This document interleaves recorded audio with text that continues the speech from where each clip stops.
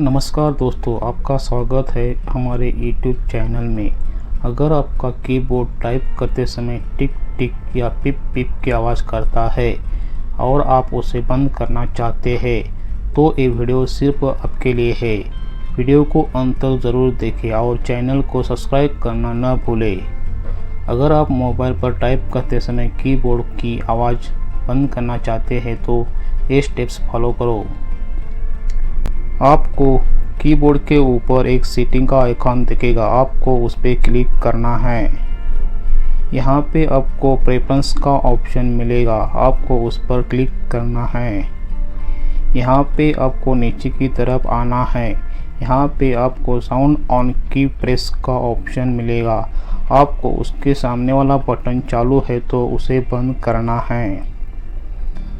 बंद करते ही आपका कीबोर्ड का आवाज़ बंद हो जाएगा। तो दोस्तों, ये था आसान तरीका कीबोर्ड की आवाज़ बंद करने का। अगर आपको वीडियो पसंद आया हो तो लाइक करें, कमेंट करके बताएं कि आपको किस डिवाइस में ज़्यादा दिक्कत होती है और चैनल को सब्सक्राइब ज़रूर करें। मिलते हैं अगले वीडियो में, तब तक के लिए धन्यवाद।